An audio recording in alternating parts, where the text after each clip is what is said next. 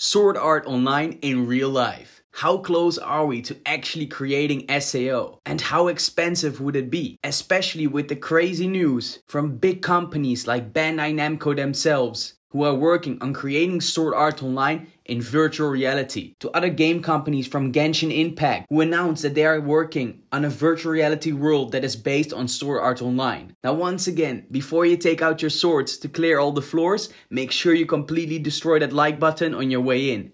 And with that said, let's break it right down for you. Now until now we had multiple games of the SAO brand, those being Hollow Fragment, Lost Song, Hollow Realization, Exile World Millennium Twilight, Fatal Bullet, and a recent new game, Alicization Lycoris. Now all these games were developed by Bandai Namco, who are also known for producing Sword Art Online itself. Now on top of that, there have also been a lot of mobile games. But even so, all of these games were never even close from what we want Sword Art Online to actually be. And there were a couple reasons for that. The first one being that all of these games were from a third-person perspective. Now this means that you're basically looking from over the shoulders of the character. While you have a bigger overview over the world map, you're not actually looking from your character's point of view. Now some of these games actually had the option to switch the game itself to a first-person perspective. That would then cause you to see what the characters in the game are seeing themselves. Now the thing is that even though some of these games could be played in the first person's perspective, which they weren't meant to do in the first place, they're still not a virtual reality game.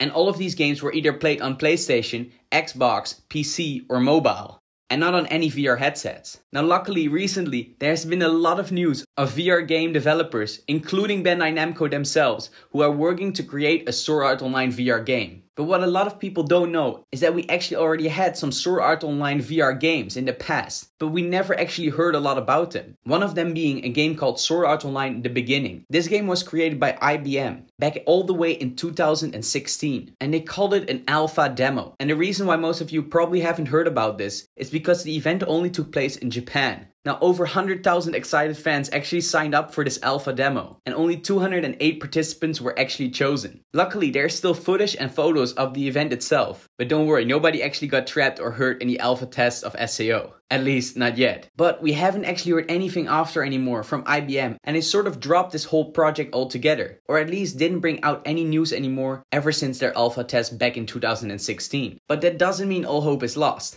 And one reason for that is because we recently got the amazing news that Bandai Namco, who are the producers behind Sword Art Online, are partnering up with multiple VR companies, including for example HTC Vive, to bring anime to virtual reality. But what the crazy thing about this partnership is what they said in their interview. And that was that they said they want to roll out new immersive animations and virtual social interactions, targeting both the hardcore gamers and the casual gamers. But it doesn't stop there, because the craziest thing they said in this interview was the following. This deal will allow us to create an environment where fans can enjoy experiences together, transcending physical limitations as if they were diving directly into the world of our creations from anywhere in the world. They literally just said as if they were diving directly into the world of our creations. If that doesn't sound to you like Sword Art Online, then I don't know what does. And the people that are saying this are the producers from Sword Art Online themselves. So this is huge news for the future of SAO games. They of course didn't say yet when they actually want to release these projects and games, but just hearing them say those specific words already means more than enough. And we have even better news, because it might not just be Bandai Namco who is working on a Sword Art Online game. And you might already be familiar with the company that we're going to talk about next. And that is the company behind the big game called Genshin Impact. Now this game was created by MiHoYo, and this game completely blew up over the past years. And what's so amazing is that they announced that they are going to be working on creating a Sword Art Online like virtual reality game that is going to be an open world MMORPG, and that will become the biggest VR game